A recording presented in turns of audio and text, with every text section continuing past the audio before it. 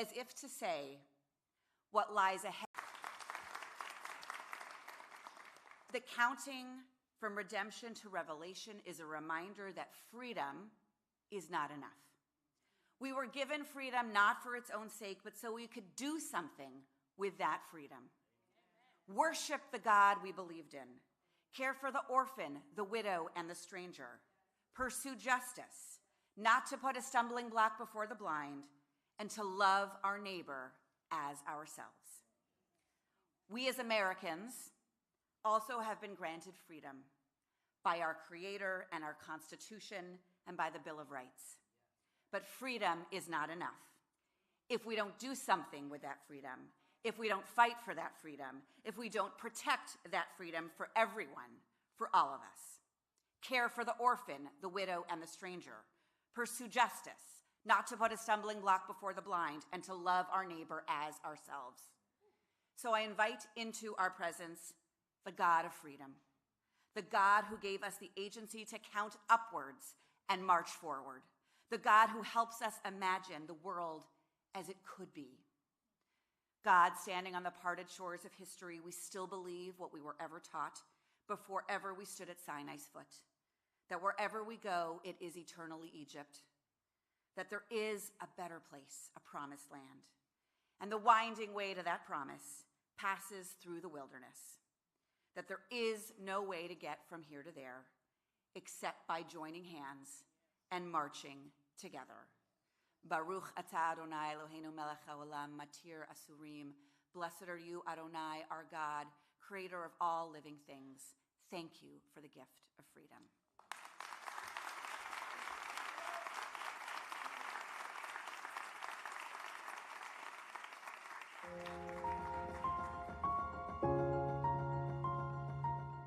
Elon Musk and Donald Trump and the Republicans, they want to take a chainsaw to Medicaid.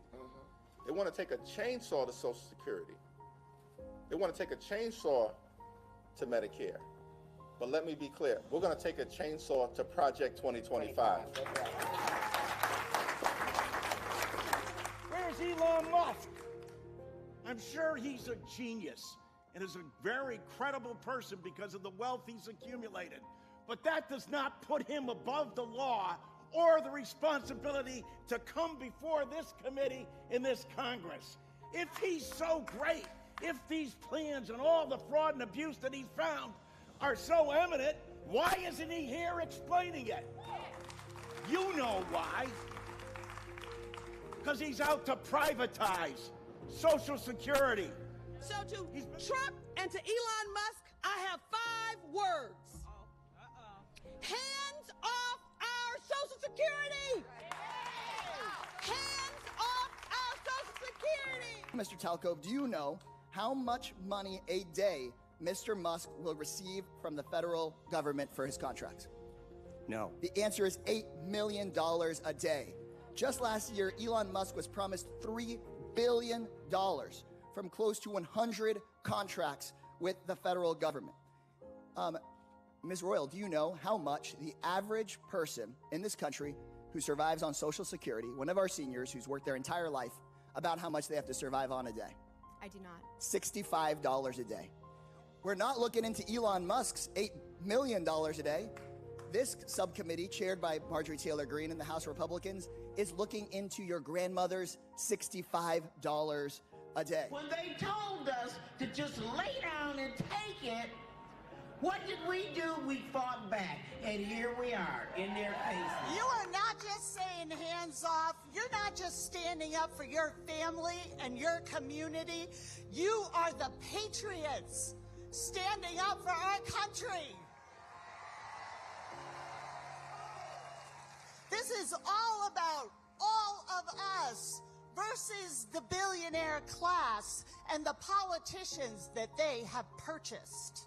On the campaign trail, President Trump promised to protect your hard-earned Social Security benefits. However, now he has sent trickster Elon Musk and his flim-flam government agency DOGE after the Social Security database. While courts across our country step in to try and stop Doge, its destabilization continues at an alarming rate. And I'm concerned Elon Musk wants to privatize Social Security, and he, through his new computer company that he just bought, is going to try to be paid by the government to manage those accounts. Now, we all know that we're living in some dark times. We see the foundations of our society, Social Security, Medicare, Medicaid, the very safety nets that people have fought for generations to ensure that our country lives up to its promise, are being targeted by the billionaires and the oligarchs and the corporations. If we don't protect Medicaid, it will be catastrophic. Over 80 million people in this country rely on Medicaid for their health care. 3 million of them are in Pennsylvania. 110,000 of them in my district. House Democrats led and had a day of action yesterday where over 150 members participated, where we called attention to Medicaid and the importance of Medicaid in our communities. The president chose to take actions that he didn't even have the authority to take. He's put our economy in disarray and near collapse. We have small businesses and Americans who are concerned about their well-being, people's retirement, people's 529 accounts went down because of this administration. We have people that are planning to send their kids to college this fall. People who are retiring whose benefits have declined. Is this market manipulation? No. Why not? If it was a plan, if it was always the plan, how is this not market manipulation? It's not market manipulation, sir. Well, then what is it? Because it sure is not a strategy. Hands off our Social Security. Hands off our Medicaid. Hands off Medicare. Hands off SNAP. Hands off our kids. Hands off women's rights. Hands off LGBTQ rights. And we're going to do everything that we need to do. Thank you, sir. It's an all-hands-on-deck effort. Yeah. We're going to fight on your behalf in the Congress. Yeah. We're fighting on your behalf in the courts. Yeah. And we're going to make sure we do what we need to do in the community. Yeah. Because they want us to step back. We're here to push back. Yeah. We're here to push back on your behalf. Yeah. Thankful for your dignity. Thankful for your determination. Thankful for all that you do. Yeah. For the children of America. Yes, sir. The families of America. Yeah. The seniors of America. Yeah. The Social Security recipients of America. The Medicare recipients of America. Yeah. The veterans of America. And so many others. Yeah. We will not abandon you in your hour of need. Yeah. Because we are you. Yeah. And you are us. Yeah. The American people. Yeah.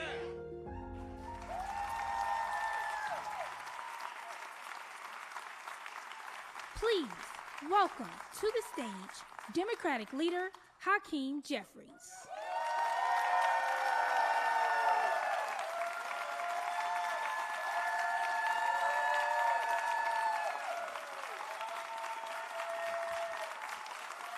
Good morning. Good morning. Thank you.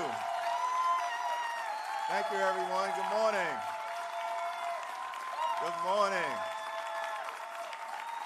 Thank you. Good morning. Good morning. Good morning. Right at the top, let me make one thing clear. The Trump administration has been a disaster. 100 years, 100 days in, Donald Trump and Elon Musk have failed to make your life more affordable. They failed to make you safer. They failed to make us more respected around the world. But their biggest failure is this: they have failed to appreciate the strength of the American people. During the dawn of the Republic, it was once observed that when people fear the government, there is tyranny. When the government fears the people, there is liberty. Donald Trump and Republicans thought they could shock and awe us into submission. They thought we would be too complacent to stand up for liberty and justice for all. They thought we would walk away from the principle of equal protection under the law. They thought wrong. They thought wrong. They thought wrong. Trump's unconstitutional assault on the American way of life is unprecedented. But the so-called dictator on day one is learning an important lesson. Americans don't bend the knee to bullies. In the face of tyranny, we join together. In the face of tyranny, we rise up together. In the face of tyranny, we get into some good trouble together. And we're just getting started. 100 days in, Donald Trump has the lowest approval rating of any president in modern American history. 100 days in, voters have elected Democrats in Republican-held districts all across the country, including in Iowa and Pennsylvania.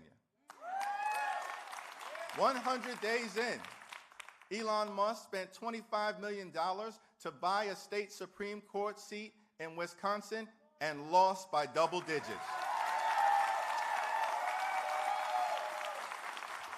100 days in, more than 200 different lawsuits have been filed against the unconstitutional and unlawful executive orders of Donald Trump. And the American people are winning in court. 100 days in, principled opposition to Republican extremism is taking shape from sea to shining sea. The American people are rising up and making it clear that the Trump administration has a lot to fear. When my oldest son, JJ, was 9 years old, he played travel baseball with a group of his friends. Many of you know that travel sports can be taxing on the schedule. It's a labor of love for our children. During the season, it seems like almost every weekend, for several months, you're on the road. And so this one particular Memorial Day weekend, JJ had a baseball tournament in a little town off the beaten path somewhere in the Northeast. Travel sports can take you to some interesting places. I decided to make it a road trip and bring my youngest son, Joshua, with us. He was just 6 years old at the time. And so I said to him, he's going to come on this trip and it'll be like a vacation. What did I say that for, y'all? When I mentioned vacation, he had visions of Atlantis. So we pulled up to the motel where we were staying, and the situation was a bit shaky. My 6-year-old son looked at the motel, looked at me, looked at the motel, looked at me, and said, "Dad, is this where we're staying?" I said, "Yes, Joshua. Why do you ask?" He responded, "Oh my God, Dad, this is a debacle." 6 years old, I looked at him and said, "What does the word debacle mean?" He responded quickly. He said, "I don't know, Dad. It's something bad." This is the moment we are in right now in the United States of America, with Donald Trump and the Republicans in charge. Crashing the economy is something bad.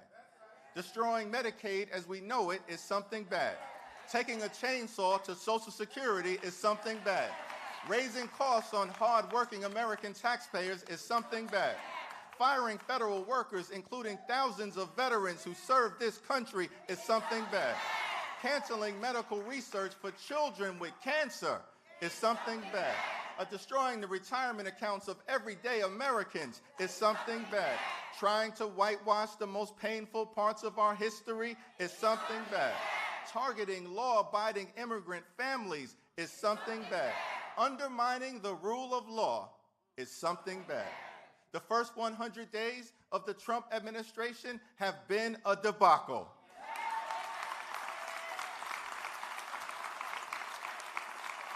Enough. Enough. America is better than this. When the new Congress began in January, Democrats were prepared to get to work in a bipartisan way. The Trump administration chose a different path. Far-right Republicans are tearing America apart, targeting our democratic way of life, and tarnishing our reputation as the land of the free. It is wrong, and we will continue to push back aggressively.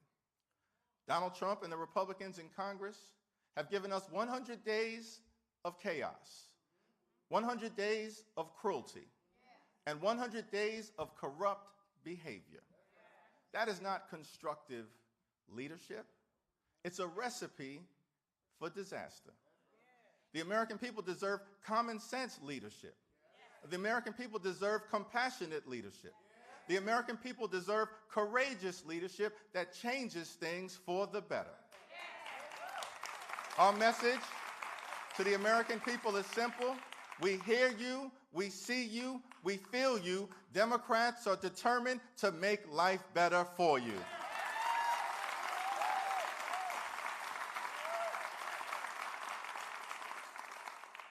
Donald Trump and his sycophants spent yesterday bragging about the speed with which they've moved during these first 100 days. They're right. Never has a president failed so spectacularly, so often, so quickly as Donald Trump. The White House referred to its strategy for the first 100 days as shock and awe. Well, they're half right. It is shocking how rapidly this administration collapsed into chaos, cruelty, and corruption. It's shocking how quickly MAGA Republicans turned their backs on working-class Americans. It is shocking how spineless Republicans have been in the United States Congress.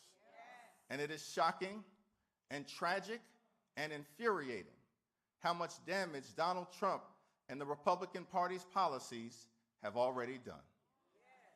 Here's the thing. They expected us to step back.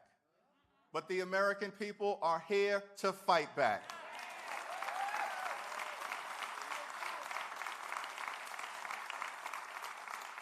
On the campaign trail, Donald Trump promised to end inflation. He promised to lower costs on day one. When he was asking for your vote, Donald Trump told you he would make life more affordable for everyday Americans. Now that he's in office, it's a different story. In March, President Trump was asked if he was worried that car prices would go up because of his tariffs. His reply, I couldn't care less.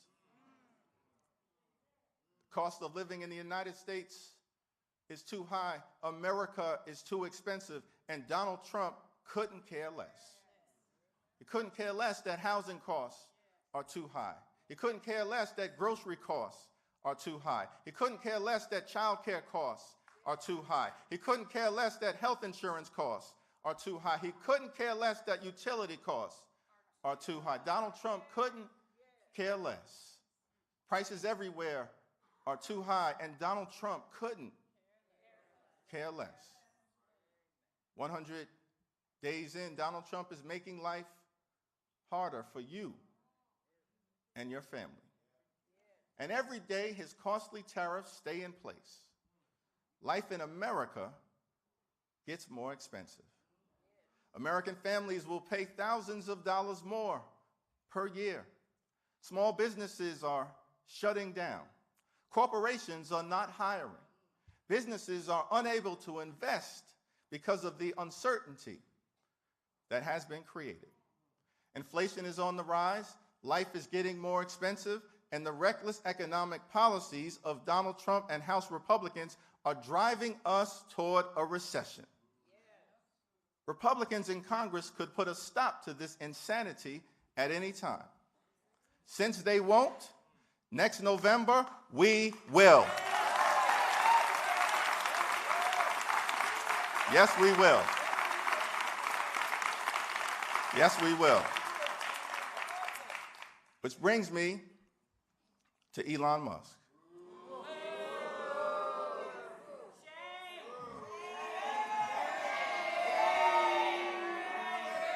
I knew he would get that reaction. We all agree that government should be more efficient. But like most things in life, there's the American way, and then there's the cruel way. 100 days in, it's clear that DOGE is not the American way. Canceling medical research for children with cancer is cruel. Denying relief for communities reeling from natural disasters is cruel. Firing thousands of our veterans, like Joseph Quintanilla of Virginia, who served this country in the Marines, is cruel. But their cruelty doesn't stop there. Republicans actually believe that Social Security is a Ponzi scheme, and they want to take a chainsaw to it. During the first 100 days of the Trump administration, Social Security has faced an unprecedented attack. Social Security offices have been closed, wait times have dramatically increased, and people are being denied access to benefits that they have earned. Republicans continue to insist that Social Security is an entitlement program. They think they are entitled to destroy it. When I was 15 years old, I got my working papers and secured my first job. I was a messenger dropping off packages from office building to office building in Midtown Manhattan. My salary was $3.35 per hour. That was the minimum wage back in the day. And I thought that I had made it big. Particularly upon learning that as a high school student who worked part-time, I wouldn't have to pay any income tax. So I couldn't wait to get my first check. On a piece of paper, I multiplied $3.35 by the number of hours I expected to work during my first pay period. I figured out the total, and in my mind, that money was already spent. I couldn't wait to go to Albee Square Mall in downtown Brooklyn and get some new sneakers so I could dress like Run DMC.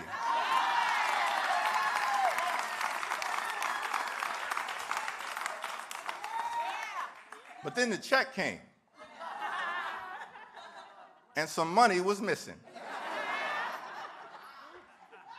I had two questions, y'all. Who is FICA?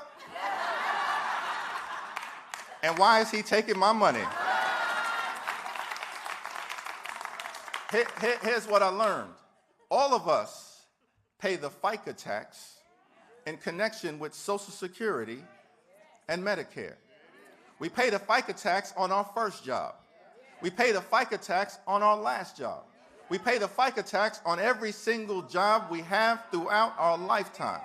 Social Security and Medicare are not entitlement programs, they are earned benefits.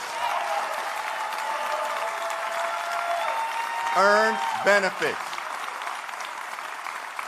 You work hard for those benefits, pay into those benefits, and deserve those benefits. They are earned benefits.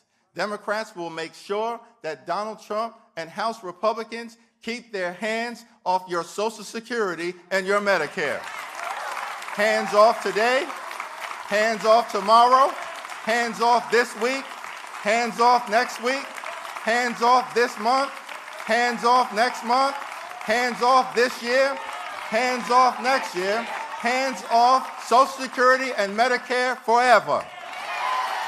Forever. Forever. Now, if this administration actually had some common sense,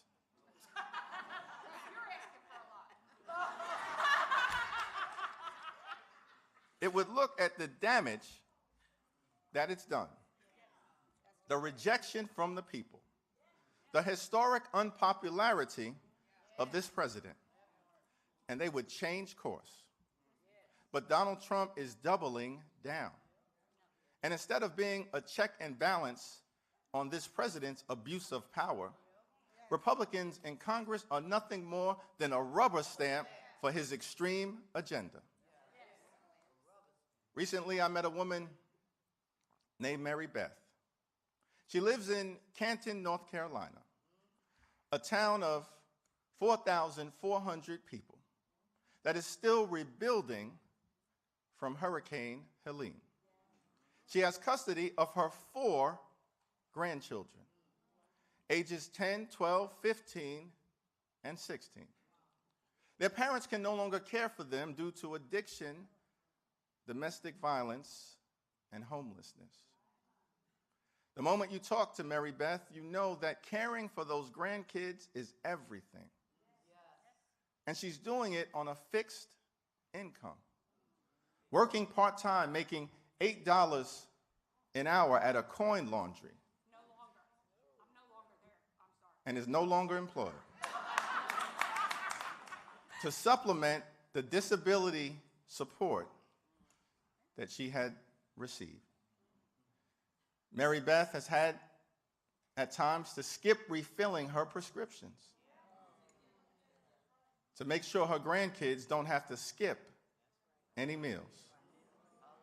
Medicaid is the only reason her grandchildren are able to see a doctor, including the youngest, who is dealing with ADHD and autism. Mary Beth works hard, loves her family, and is a patriotic American. And Mary Beth is here with us today.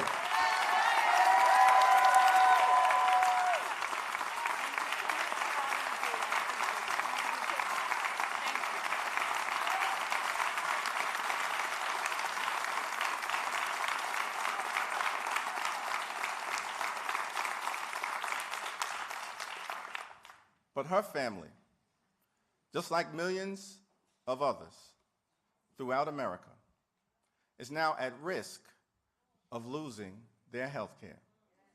Why? Republicans are trying to slash Medicaid by up to $880 billion, the largest health care cut in American history. And why are Republicans trying to rip health care away from working people, from Americans with disabilities, from children, from grandmothers like Mary Beth, so that they can give their billionaire donors like Elon Musk another tax cut? These healthcare cuts will hurt families, hurt women, hurt children, hurt veterans, hurt seniors, and hurt disabled Americans. Hospitals will close. Nursing homes will shut down. And people will die.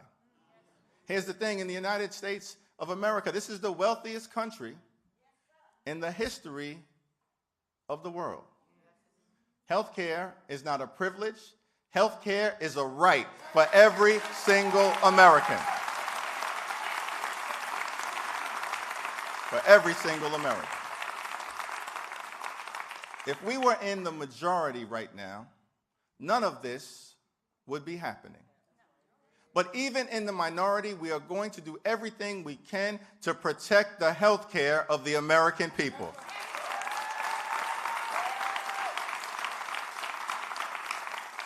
And we'll keep reminding our Republican colleagues, especially the ones who vote like extremists, but then go home and pretend to be moderates when it's time to run for re-election, that the people are watching. It's time for Republicans in Congress to stop being a rubber stamp for Donald Trump's extreme agenda. You don't work for Donald Trump. You don't work for Elon Musk. You don't work for the far-right extremists. You work for the American people.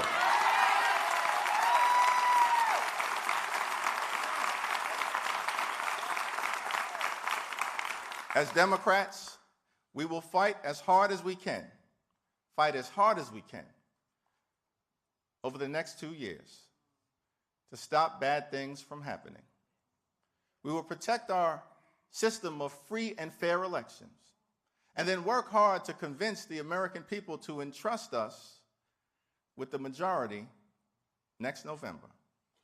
At that point, we will be able to do much, much more for you.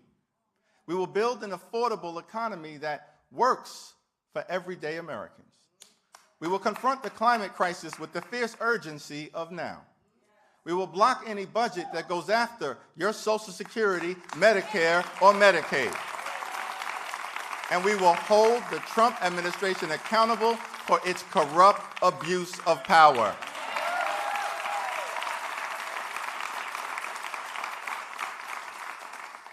Over these next 100 days, House Democrats are going to lay out a blueprint for a better America. And you will see a vision for this country's future that isn't about Donald Trump. It's all about you. All about you. How can we make your life better? How can we put more money in your pocket? How can we lower your costs? How can we help you give your kids the future they deserve? These are the questions we are thinking about each and every day. Now, the American dream isn't about getting something for nothing. You have to work for it.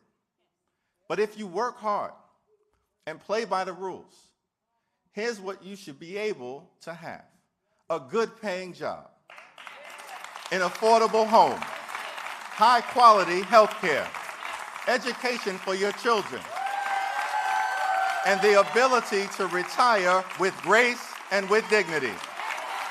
That's the American dream. That's the American dream. That's the American dream. And when we're back in charge, that's what we will fight hard to deliver for you.